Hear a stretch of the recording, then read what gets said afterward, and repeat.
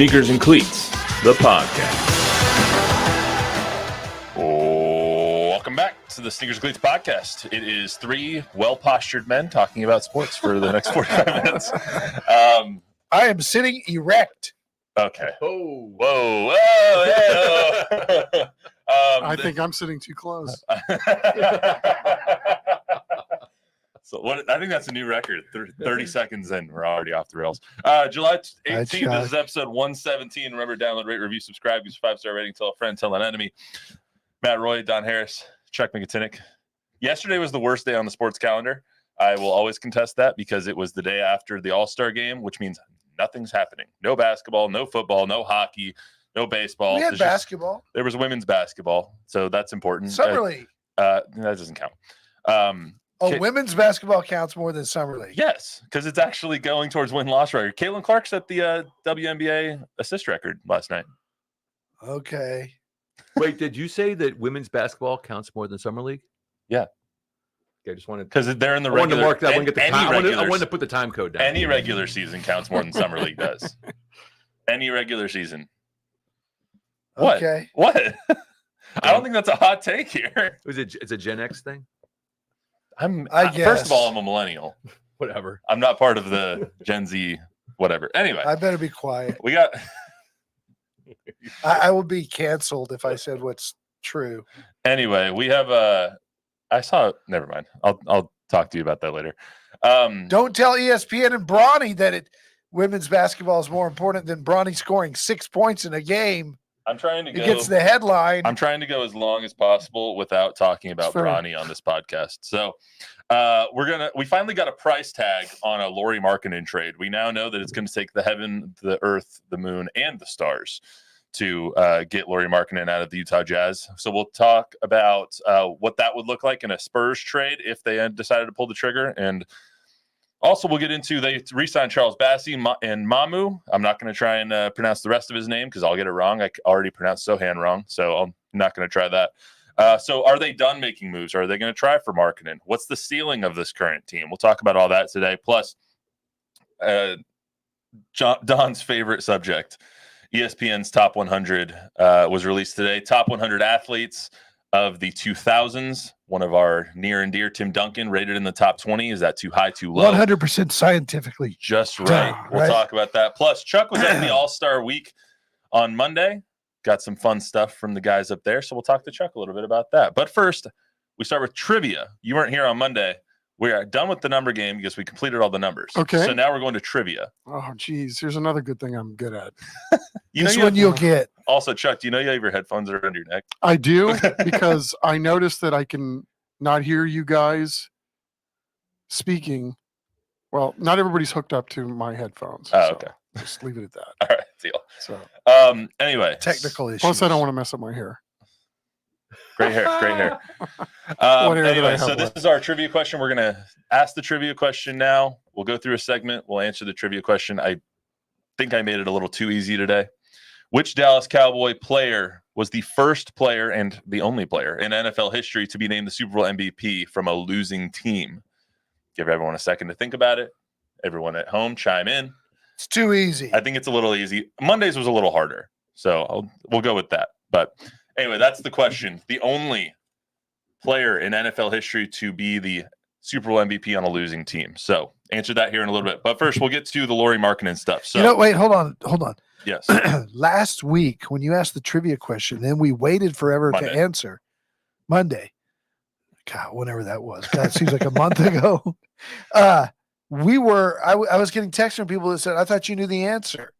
And they were mad that I wasn't jumping in to answer right away. So should we answer right away? If you know it right away. No, let's wait because I want everyone else to tune in and answer as well in the comments and stuff like that. So if you guys know it, I guarantee you do know this one actually, because I think even I knew this one and I'm not even old. So yeah, we'll wait for everybody. Chuck and Don know the answer. Everybody. I do not know the answer off the top Yeah, of my you head. do. No, I don't. I mean, if you say it, I'll know it, but You'll know it. okay. Now, I'm not going to steal your thunder. Go ahead. That's cool. Play along at home, though. Play along at home. I think it's the only Super Bowl where the Cowboys wore their bad luck blue jerseys. Is it? Yeah. Super Bowl 5? Yeah.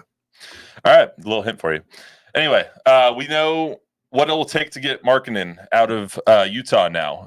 Shams is reportedly saying that it'll take numerous first-round picks, numerous second-round picks, pick swaps, and young talent to get Markkanen out of Utah. They very clearly don't want to trade him. They were talking in terms of the Warriors, and it would take something along the lines of Brandon Pajemski, Jonathan Kuminga, multiple first-round picks, and multiple second-round picks to get for that trade to go through. Spurs don't have anybody that good. Devin Vassell's better than both of those guys. So yeah, well, the question player. the question really is he worth that to a team like the Spurs, or is he more worth that to a team like the Warriors, where they're trying to hold on and build a team for Steph's last run? I think you just wait. You don't give them what they want. You just wait. They're going to have to either move him at the deadline, and if he wants to be there, he'll sign there, and then they can move him at the deadline, or they want to get something in return, they'll move him at the deadline, and the price might be cheaper. Yeah, I'm with Don. I mean, I think you've got to wait this thing out. If that's the asking price right now, then maybe that's the right price for the Spurs or another team, right? Because so we're talking what based on what you see in the summer league going on. The players in the NBA that can play are already in the NBA, right? I mean, some of these other guys. I mean, you brought up Bronny earlier. I'll just leave it at that. I mean, there's more of the guys like Bronny in the summer league than there are going to be guys that can play like Markkanen. So if the Spurs feel like that was a guy that they felt like could play long term and be a guy worth paying an exorbitant amount of money and give up the assets to get him, then I say go for it. But we don't know if that's what they really think. Devin Vassell's the trade chip. It's not like they're asking for a Keldon or a Jeremy who have a little bit less trade value. They would probably ask for, and they're rumored to be asking for Devin Vassell, who the Spurs are on record as being very, very high on. They love him, and they love the fit next to Wemby as long as Vassell can mature a little bit basketball-wise. So they'd probably be asking for Vassell and Sohan. They would probably ask for both, correct? If they're asking for Kuminga and Pajemski, they'd probably but I think you could get out of it by just doing Vassell if you really like Jeremy that much. I could see them dealing Vassell halfway through the season. Like if you see how everything's meshing with this Castle current roster, really comes along. Yeah, 100%. But if let me give this to you. If this is too much, say too much. If it's not, if you're willing to do it, then say you're willing to do it. Vassell, okay. 25 first round pick, not the Hawks pick, the Spurs pick in 25, Spurs pick in 27, Spurs pick in 29, pick swaps in the other 2 years, 26 and 28. No. So basically 5 firsts in Vassell. Not those firsts. I'm not giving up next year. Next year, they're going to win 35 games. They're going to have a top 10 pick next year. I'm not giving up. But you're not giving up the Hawks pick. You're giving up the Spurs pick. Yeah, but the Hawks are going to be better than the Spurs. So the Spurs, the worst, is the better asset. The Spurs are going to pick 8th, and the Hawks are going to pick 12th. The Hawks aren't going to be 12th. They're going to be better than the Spurs. No, they're not. Okay. Well, I don't have a crystal ball, right? Is that too much, Chuck, for a player that you believe in? If they believe in him? Well, no. If they believe in him, probably not. But again, do you believe that? Again, I mean, you're doing the math with that many picks and all that. I mean, I would find it hard to believe that they would value him like that. That is a lot. That is a lot. Yeah, I could, but that's what it's going to go for. Like, he's basically going to sign his extension on August 6th, which is going to mean you can't trade for him until February 6th, with, ironically enough, I believe that's the trade deadline is 6th or 7th or something like that. So you're going to have basically 6 months to evaluate this current roster and say, okay, Lauri can take us from B to C. Because right now I think they're going from A to B with the guys that they just signed. And remember, you're going to have to sign him to a 5-year max. Well, he'll have already re-signed at that point. You'll be trading for the contract. You'll be inheriting that contract. Yeah. That's a lot for Lauri Markkanen. I like him. I've always liked him. When he was in Chicago, I wanted him. But that's – and not Devin. It's more the picks. Mm-hmm. Depending – like I would give up the 31 pick swap and those – but not 25, because the Spurs pick in 25 and the Hawks pick in 25, Spurs, like they could be like they were this year, 4-8 again. or 5 and 11. They're going to have 2 really good picks. And it's a better draft. It's a much better draft. So I'm not giving up those picks. I might give up some picks further down the road, Vassell and Branham or something like that. But man, I'm not giving up prime picks, not 5 of them. And that's what the price is going to be. I mean, look at Bridges and what they got. But you're gonna end up. You've been talking, just throwing her name out there. You've been talking about Devin Booker for forever. I'd give up that for Devin Booker. You'd give that up for Devin Booker, but Lauri Markkanen is younger than Devin Booker is. Yeah, he's less of a superstar, I would say. Yeah, much less. But he's still ascending. I would say Devin Booker is what he is at this point. He's already established. Yeah, Markkanen's really good. I don't know. That's a tough one. But Chuck, could you see 6 months down the road? Basically, he's going to re-sign and if he doesn't re-sign, then he's done in a year anyway, and you can sign him in free agency.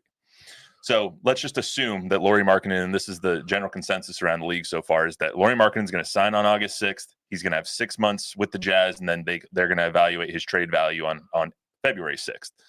If the Spurs start and they're 25 and 20 at the February deadline, you see how this roster constructs itself. Is that a trade you would want them to make? For sure. I mean, I would argue that even if things aren't going well, maybe there's value then at that point anyway. And maybe it doesn't serve the player Markkanen very well at the time because he'd be going to a, team that's not going very far. But if you are trying to build your team long term, it might be a little more, from the Spurs standpoint, I could see, even if you're not doing well, do something or make a splash trade, even to start giving the fan base hope for the following year. Doesn't that also give you a little bit more a look inside of where the picks are going to end up being? Like, if the Spurs suck, if the Hawks suck by February 6th, you're going to have at least 2 top 6 picks at that point. I think then it makes them even more valuable. Besides the draft picks, I think 2 things are in play, right? One is, are the Spurs in pursuit of an unrestricted free agent who may want to come play with Wemby, where you don't have to give up those assets to get a great player? So instead of giving the Jazz all this assets, there might be a guy that they say that we have a plan and we're doing this. We have Barnes and Paul, and they're going to go off the radar, and then we're going to replace them with younger talent. There might be a guy that they've already determined is going to be an unrestricted free agent that they don't have to give up anything for, as long as he wants to come here and play for Wemby, because you can offer him all the money in the world. That's one. And the second one is Castle's development. If Castle by mid-season is a guy that you think is going to be better than Devin Vassell, then Vassell becomes expendable. Tell me if this is a bad comp. I look at Devin Vassell like I look at Drew Holiday. Stephon Castle like I look at Drew Holiday. Great defender. Yep. Developed a really good three-point shot. Sees the floor really well. It's kind of a do-everything kind of person. If he turns out to be Drew Holiday, it's one of the greatest picks in Spurs history. All right, let's get to the trivia answer real quick. Agree. Just to remind, don't see it quite yet, though. To remind everybody what the question was: which Dallas Cowboys player was the first in NFL history and the only in NFL history to be named Super Bowl MVP from a losing team? Bob, you want to go first? No takers. Wow. All right, Don, give us the answer. Chuck, number 54, not Randy White. And not Bob Lilly. Bob Lilly was 74. Starts with an H. Yeah. You share a name with him. Chuck Howley. Very nice. Okay, see, I get there eventually. Ding, ding, ding, ding, ding. Chuck Howley had 2 interceptions and a fumble recovery. Without the hints, I never would have got that. In Cowboys. Dominated the game. It was the 5th Super Bowl, right? Super Bowl 5? Super Bowl 5. Against the Colts. First Super Bowl I ever watched. Really? Yeah. So that was the year before they won with Staubach, correct? Yes. They won the Super Bowl 6 against the Dolphins. And Staubach, I think, was the MVP of that game. Yes. And Ditka scored threw a touchdown to Mike Ditka. Nice. All right. See, there's your trivia. I'm going to have a little harder question on Monday. I've established. And then the Dolphins, which was baseball for Chuck on Monday, which was interesting, is like the Don will probably get that too. The Cowboys lost 5 and won 6. The Dolphins lost 6 and won 7. Did the Colts lose 4? No, they lost. Now you're just 3. showing off now. Yeah. Shush. Yeah. So the Spurs. So the shush him. Yeah. So the Spurs also re-signed Mamu and Charles Bassey. That's brings their roster to 15 players. Chuck's favorite player on the Charles roster. Bassey. Charles Bassey. Said it before, said it a million times. Good for him. Glad he got guaranteed money. Worked out great for everybody. So that brings their roster to 15 players. That pretty much cements that they're done for this offseason. They might make a small move here and there, procedural stuff, two-way players, stuff like that. But for the most part, their main core group, their 12, 15 players, pretty set. So right now, I don't know. Yeah, I think I think there's still maybe some moving parts too. How big of moving parts? Is it like getting Keldon. a shooter here every now and then? Yeah, I mean, I think they're shopping Keldon. For I don't know. what would you like to see? What would you think? And they would Devin shop Booker. Keldon for? An equal player, Booker. different position. Equal player, different position. Big guy. Like a stretch 4, or Yeah. or like an actual big, like a Yeah. Jonas Valanciunas kind of big. Yeah. So big guy. an enforcer. Yeah. Interesting. But- Equal player. But don't they bigger need guy. they need more shooting though? Keldon's not a shooter. But yeah, that's my point is like Yeah. you trade Keldon for a shooter or trade him for another guard or something like that. Or Okay. or you bank on Stephon Castle and Devin Vassell becoming really good 3-point shooters. Neither are. Exactly. So that's my question as we currently are constructed right now. Barring another move, maybe getting rid of Keldon or changing some things up. We kind of have the core here. Devin, Chris Paul, Harrison Barnes, Wemby, Zach Collins, obviously all those guys. What's the ceiling for this team as currently constructed? Put your crystal ball, Well, crystal ball 45. for me. okay, the ceiling. I don't know. I spit too high last year. Now I'm a little gun shy. We're so hurt by last So year. yes, We really are. So I think we all predicted around 40 games last I don't year. know. Did we ever check to see if this was true that there was a bonus kicker for Chris Paul? It is. There is. It was 32 or 32 wins. 33? Okay. Whatever team he So- ends up with, Okay. if he moves, if that team is over 32, then he gets Okay. a kicker too. Well, then I would say, as that contract is currently constructed, I would say in the 30s would be a pretty good idea of where they seem to think, at least from the Chris Paul camp, would go. Where they think this season's going to go. 40 wins.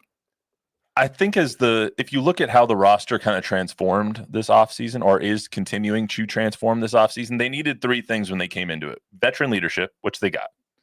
They needed shooting. I don't know if they've gotten that. A little Harrison bit with Barnes. Barnes is good, A little bit. but they haven't Not enough. significantly improved the shooting around Victor. I mean, Chris Paul can shoot a little bit too, but they haven't significantly improved it. And then they needed an enforcer, which you've been talking about. Zach Collins isn't that guy. Wemby's not that guy. You saw actually maybe it was last week when France was playing Serbia. Nikola Jokic just trucked Wemby multiple times, like literally put his elbow into his sternum and was like, all right, here, stop me. He doesn't have that. Wemby's just not that kind of player. He needs the enforcer next to him on some occasions. There's 2 things that they haven't done. There's one thing they have. I don't really know if they've improved the team significantly to take that like super leap into a 7-8 seed. I think 40 win. If you put the over under at 39.5 with this current roster, It's 35.5. I would maybe take the under, but it wouldn't be by much. I don't even know if I would take that number, 39.5. Okay, let me change your mind. Let me change your mind or try. They won 22 games last year. Correct. They lost 18 in a row playing Jeremy Sohan at point. Don't remind me. They're not going to do that again. They're not going to lose 18 in a row. Then they were number 1 in the league with 20 games of a blown 10-point or more lead. They're not going to do that again with Chris Paul running the show. They were number 2 in the league in blown fourth quarter leads with 20 games where they led in the fourth quarter and blew a lead. That's not going to happen again. So given what we saw at the end of the year, 7 out of their last 12, they won. Against Denver, who had to win that night to get home court. And they did it without Keldon and Vassell, who were on the bench. And they were hurt at that point. Yeah. Yeah, Wemby took over. That team that won 7 out of its last 12 down the stretch instead of the 18 losing a row, the blown leads, add Castle, add Paul, add Barnes. To me, that's a 42-win team going in. So they probably get into the play-in tournament. Now, Seven, I also 8, said 9, last 10. year that they win 40 games. Well, But- you weren't the only one. We're so- hurt. We are hurt by that last year. But I think they are now the team that we thought they were going to be last year, because they're not going to be just screwing around for 18 games in a row playing Jeremy Sohan at point guard. It's true. If that's the ceiling, if 40, let's say 45 is the ceiling. Let's say 45 is the ceiling. What's the floor? Is the floor a season like we saw last year? Injury. Wemby's healthy. Wemby's healthy. What's the floor? Let's assume health. I mean, obviously, health is one of the biggest factors in anything. Health can derail any prediction. So let's assume everyone's healthy or generally healthy. 32. 32 is the floor? I'd say it's similar to what the ceiling is, right? I mean, it's really kind of hard to tell at this point. Because, I mean, mostly and historically, how many times do teams double their win total from the year before? It doesn't happen very often, but not to say that it can't happen here. I mean, I think there were some positive things that happened towards the end of last year. And if they play like that to start the year, I mean, I said it a million times, this is a league that's ripe to be had. There's 4 or 5 really good teams, and then everybody else is kind of meh. To that end, I mean, it is hard to tell, but I just don't know if they've improved that shooting aspect enough. It's just, yeah, and Vegas isn't impressed. They're picking 35.5. And Vegas is never off that much. yeah. That's what concerns me. But I don't know if Vegas is really paying attention. They're paying attention maybe to roster players. This is exactly what we said last year. But the Sohan experiment just destroyed them last year. Here's the X factor, which no one's talking about, is don't put a ceiling on Wemby's improvement. That's fair. Because that dude.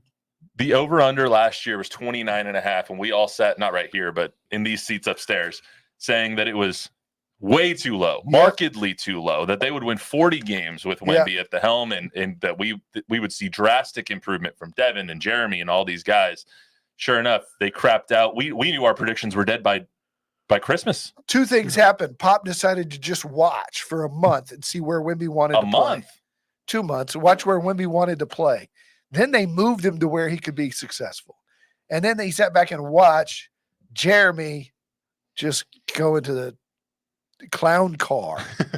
it was what they were doing on the court was absolutely just wasn't even basketball. Okay, Pop watched until the All-Star break. Pop didn't do I don't want to say he didn't do. I don't want to say he didn't do much, but you didn't see the coaching on the floor. You didn't see. They were experimenting. They were experimenting until the All-Star break, and then they got to the All-Star break, and they're like, "All right, this is how we're going to do things here." Yeah, and then they got better.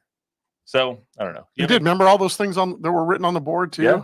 I mean, that's pretty telling. That's sticking with you. Yeah. Throw him the dang ball. In the comments, Carsick Collins says Wemby also has a full season of acclimation to the NBA. Remember, he was not nearly as good as the first half of the season last year. He really blossomed later. This is basically what Don said, and now we get that from game 1. I'm a little concerned about his usage. He's going through this isn't really an off season for him. He's obviously going to play in the Olympics. He played late in the last year. I mean, he hasn't had a lot. I know he's 20, but he's 7'4", and I get worried about I'm worried about him.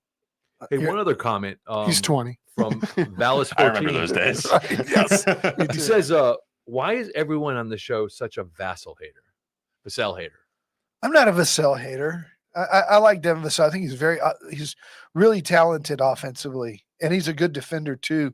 I was frustrated with him at times early last season for not facilitating more to Wemby, but he got better at that in the pick and roll. He did, especially late in the season. Not a hater of Devin at all. I think Devin's super talented. I forgot the game. I think you and I were watching. I think we were watching it together here in the sports department. There was a game when they were down by 2, needed a basket. Wemby rolled to the bucket and was wide open, and Devin Vassell takes a 28-footer and it clanks off the rim. And we were both sitting really here, deep three. We were both sitting here like, what are you doing? And it was just too many of those things last year that just bugged me about Devin. I could see the play. I don't remember saying anything bad about Devin Vassell. No. We got but you never said anything good, Chuck. I'm sure. It's baseball season, Matthew. To Don here from Michael Esperanza. He says, I hope the Spurs trade for DeJounte so Don would have to eat his words. They're not trading for DeJounte. Yeah. He just got traded. So What were my words? I don't know. you had a pretty hot were take you a on DeJounte DeJounte a little while ago. Look, DeJounte's a good player. He was extremely immature, and there was a reason they didn't. The reason they parted ways. All right. Ceiling 45, floor 32. Whatever gets Chris Paul's bonus, right? Exactly. That's exactly what I would say. Yeah, I mean, I think that, and that's better. That's improvement, and I think a lot of Spurs fans would take 40. I think a lot of Spurs fans would take a 500 record. Oh, yeah. 100%. Yeah. 500 record, Yep. 41 and 41. Yep. That gets you in the right play-in. That gets Yep. you in the play-in. Anything else before we move on? Move on. All right, moving on to Don's favorite subject. We're going to quickly, briefly talk about ESPN ranks the top 100 athletes of the 2000s. Now, just as a preface, this is after the year. This is 2000 or later. So 1999 doesn't count. Anything before 2000 does not count. So we're just going to talk about the ones we care about here. Tim Duncan is 16. You look at who's above him just in the basketball rank. Kobe is 10. Steph Curry is 14. I don't think you can argue with those because in this ranking, you're taking away Tim's 5th championship. So if you count 4 championships and everything that he accomplished, you're also taking away his rookie of the year. So I think if you look at it that way, I get why he's ranked 16. But you look at the guys above him: Novak, Usain Bolt, Tiger Woods, Simone Biles, Roger Federer, LeBron James, Lionel Messi, Serena Williams, Michael Phelps. It's the most decorated athletes of the past 25 years. Okay, what's the criteria? Yeah. How do we know that a swimmer who can't throw a ball is a better athlete than Tom Brady? Okay. What is the criteria? And how is like Tom Brady? I mean, again, if you were playing any sport, right, on the playground, would Tom Brady be one of the top 5 people that you would take on this you're basing list? it on those accomplishments. You got Clayton Kershaw. Clayton Kershaw throws a baseball weird. I love Clayton Kershaw, but come on, man. Like I said, what's the criteria? You're not just taking it on their athletic ability. Okay, what is it? You're taking it on accomplishments and what they've done in their given sport. So, given in their sport, the domination of a given sport. Yeah, and you look at Michael Phelps, and he's a 28-time medalist, Okay. a 23-time But we're gold not medalist. saying he's a better athlete than Yeah. LeBron James. You're saying he's a more accomplished athlete. That would be more fair. Okay. I could Then get say in. it's I the could be most down with that. accomplished. This is stupid. Okay. But you know what I'll say? I do have one other question for I'll you say- guys on this. I'll say this, and you said it. The worst day of the year is the day after the All-Star The game. day after the All-Star. So is that when Right. this came out? It because started I on feel their Monday. pain today because it's Thursday and it's SEC Media Days. And other than Mike Elko, Chuck, what are we going to fill our shows with today? Yeah. ESPN said the same thing. Yeah. So they came up with this stupid stuff. Right. So they got an intern. They got a series of interns sitting back there and they're like, hey, you guys come up with something that's going to Yes. cause Stephen A. Smith to lose his It's coaches and executives and people who voted on it. Of course. Okay. Let's see the list. Let's see the people that actually voted. The only problem, so this is John Jones, number 66. the list is what it is. I do have a couple of issues with it. The only issues I really have, because how am I supposed to know that if a cricket player who's in number 97, Virat Kohli, how am I supposed to know he's better than Asia Right. Wilson? I do have an issue with Tony and Manu not being on the list because their entire careers spanned in the 2000s. All of their accomplishments are on here. They're both Hall of Famers. They both won multiple championships. They both have the accolades to be on this list. And you're going to put someone, I don't want to call anybody out, Darrell Revis over them or Pedro Martinez over them. Like, You got yes, all Lewis great players. Hamilton, who drives a car, is No. ahead of Aaron Donald. Not an athlete. Oh, it's ridiculous. The whole thing's ridiculous. All right. I knew this was what we were going to say. So let's go on. Hey, Chuck, who's a better athlete, Mia Hamm Or Kobe or Bryant. Mookie Betts? Yeah. Right. Who knows? That's the question. Mia Hamm, pride of Randolph High School. Tony should be on this list. That's all I'm saying. So should Manu. Last thing we want to get to today, All-Star Week has now come and gone.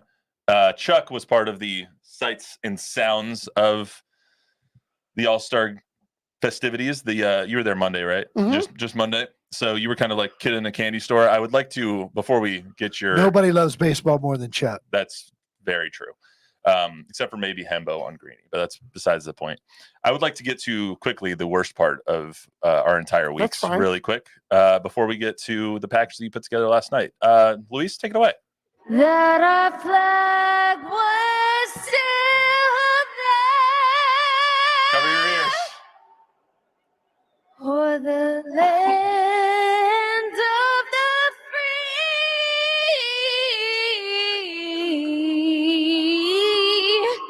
and the home of the brave. What's worse, that one or Fergie? The American League uniforms were worse than that. No, they weren't. No, that's the worst. I don't want to talk bad about Ingrid because obviously she came out with a statement afterwards and said that she needs help and it was drunk that night and whatever. All I'm saying is I've sang drunk before. I get better, not worse. Here's why the American. Here's in your mind in the shower, right? Yeah, I've sang at karaoke at a bar drunk before, and I thought I sounded really good. It just makes no sense. I mean, again, I don't know the gal, but I never heard of her either. It's like this is the best you can do. I mean, In Texas, right? I mean, where's the like Randy out Rogers of nowhere, man? like how much money did that record company have to pay to slip her in the door to be able to go do this? I mean, I thought, when I heard the last name Andress, I was thinking of Ursula Andress, meow, but from back in the day. No, Who's that? Okay, well, Go up a picture. Who's Ursula Andress. Okay, Yeah. First of all, Ingrid Andress actually has a lot of good songs. She's a 4-time Grammy nominee. Okay, well then maybe it's me. But she had a horrible night, and she provided us the worst national anthem I've ever heard. It's literally sounded like nails on a chalkboard. Here's why the American League uniforms were worse than Ingrid Andress. You know why? Because whoever designed them, including the commissioner who Nike signed off on them, was not drunk. That they took it seriously and came up with that. But Fergie wasn't drunk either. She just stylistically wanted to perform the national anthem that way. Shaka Khan did a really bad way too. My general observation from this is this. Were you in the building during the national anthem? No, we left after we did all the media stuff on Monday. But like the players that are representing the game right now, to me, are great brand ambassadors for the game. And it's just amazing to me that on all levels, it seems like the league stifles their ability to just be themselves. I mean, they're funny, they're engaging. People that I thought kind of got, my image of, like Bryce Harper, affable, nice, friendly, not the image that I had of him going in before, Judge smiles, is congenial, has thoughtful things to say, and, they all talk great about each other. And then you have, it takes an hour to get your credential and get in the building. It just looks like everything seems like it's not run very well. And then, Rob Manfred, bless his heart, I'm sure he's doing the best he can, but, he goes to the draft and, he gets booed for, some of the stuff that he's done in the past. And then, and then he tries to go out there at some point again, and he takes a little kid with him, hoping that nobody will boo him, and they boo him anyway. And then he gets mad. It's like, well, what are you doing? This is just like this imaging from the management side doesn't mesh well with what they could be doing on the players' side to help build the game. I mean, there's never been more talent and talented guys. I mean, Ellie De La Cruz, this guy looks like J.J. Watt in a baseball uniform. I mean, he's huge. Fantastic hair, by the way, too. Duran, too. Right. I mean, there's so many good things, and these guys are so much fun to watch and so talented in the things that they can do. And yet I feel like none of that gets branded that way. There's most sports fans in America don't know who Ellie De La Cruz is. Right. And he is phenomenal. Breathtaking. Right. Yeah. Instead, we get Bronny. Right. But it's like, the NBA. I mean, there's a reason why they're on ESPN all the time in terms of their programming, because it's written in their contract. Why doesn't baseball have something like that? And don't tell me it's not sellable, because it 100% is. I mean, I just not sure I get the direction from the 40,000 foot view that Manfred and those that run the league want to take it compared to what they have and what they could be selling. To your point about how congenial the players are, I pulled your package from last night. You want to intro what that was? All the nice little bites that you put together? Yeah. I mean, so like, we're there for, it's cool. It's one-stop shopping, right? Great player here, great player here, great player here.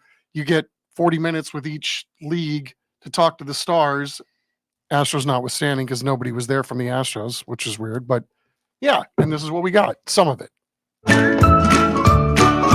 Black olives. Can't get behind those. Just trying to be safe. Trey Turner speed. How about a slide? A slide? I like his slide. Have you ever tried to teach you that, or have you ever, how does he do that? I don't know. He's smooth with it though. Someone told me I slept with socks on, and that was kind of funny. I feel like that's a real insult. I'm sorry if any of you wear socks when you sleep. Maybe 2017 in high, I didn't go to the All-Star game, but I got pitcher of the year of the league, so I didn't really understand that one. Pretty crazy. Ain't no mountain high enough, maybe? And would you give us a little sample? No, absolutely not. Carlos, were you ever an all-star snub growing up at any level, little league or otherwise? I don't know. I will have to ask my dad. This is so self-deprecating. I guess. I don't know. I don't know. Is water polo something Olympic? I can't swim very well, so I think just watching them do that and then play a sport, also knowing what's going under the water, is crazy to me. I'm like, oh my god, it's the best sport ever. Agreed. I mean, like you said, very affable and Congenial. willing to play along. I'm anti-black olive, so totally agree with Stephen Kwan. Yeah. Black olives For suck. me, not worse than beets. Do you like black God, olives? Beets. I like black olives. Do you like regular olives? Yeah. Ugh. I You like olives? All olives are Yeah, good. I do. Olives are great. Ugh. Beets are Yeah. good too. What are you talking about? Ooh, Beets are beets are fantastic. no. Beets suck. So You do know, olives. Miss Beets- Ellie's Pizza, who's now out of business, used to make a little kind of a Caesar salad, and all they put on it was the lettuce, Parmesan cheese, and black olives. Simple. Guess what we could And do? the dressing, it was delicious. I would never go to a restaurant and order that. Not because of the olives, because I can do that at home. Like, Yeah. Fair. Also, the other point in there, if you sleep with socks on, I don't know how to help you. Okay, well, you don't sleep with my wife. Do you sleep with socks on? Wait, Dude, Let me tell you something. I wasn't going to go there. no. Do we want I hope this? she doesn't tune in on this one. Let's just stop it right here. That's a Please. thermostat reference. That's a I gotta go do a thermostat Zoom. thermostat reference. It is so cold in my house that I sleep with pajama bottoms, socks, pajama top, sometimes that hoodie that I wore in here last. Like, it's colder in my bedroom than it is in here right now. Okay, quick socks story. Jordan's best friend and my best friend, two separate people, Devin and Caleb. They both sleep with socks on. For my roommate, Caleb, my college roommate, the second he gets out of the shower, socks are on. I don't think I've ever actually seen his feet, and I lived with him for like 2 years. Like, I don't understand some people's fascination with socks. I don't like socks that much. Depends on the weather. Especially when you're sleeping. Like, it just gets hot. No? Does not get hot in my house. Chuck, last word on the All-Star Getting worse and worse. game. Yeah, I know. Temperature-wise, I like it for all-star games at any sport. This is the best one. I mean, it's hard to fake your way through, getting into a batter's box and a guy throwing 104. I mean, there's some competition there, and doesn't always make for the great theater. The game the other night was close, but it was, there were moments, but compared to football, and the NBA used to have a really good one, but that's devolved. Yeah, that one sucks now. Quick prediction. Yeah. My prediction is when Cyber Bob Gambert promotes this podcast this week, the clip that he's going to use is, "You're not sleeping with my wife. What's going on the latest Sneakers and Cleats?" I thought he was going to use the you sitting here erect part. Oh, he'll clip them together. We started with that today. Real quick, there was He'll clip the two of them together. I'm sitting erect. You're not sleeping with my wife. What is Don Harris doing on Sneakers and Cleats? Nothing hot happening in my house. QR code on your screen right now. There was a request on our last episode on YouTube from Media Man that said that you do the best Avery Johnson impression. So tired. He wants to hear it before I told him I'd get you to do it before we leave. It's so tired. It's so old. Okay, ask me a question as Avery. What would you interview Avery Johnson today as? Avery, what was your favorite moment as a Spur? Yeah, well, I think getting confidence with Coach Pye won the championship in '99. Yeah, that's good. How's the family? Tell him I said hi. All right, that's good. There you go, Media Man. Everyone else, we will be back with a full football show on Monday. That's good. Football is starting next week. Dallas Cowboys camp kicking off on Thursday, actually. I think the media starts on Wednesday. Yeah. Zach is getting out there on Tuesday. All We're right. going to have a grand old My time. man. We'll try to stay on the rails on Monday, too. That's it for the Sneakers and Cleats podcast. Remember to download, rate, review. We'll see you back here on Monday. That's good.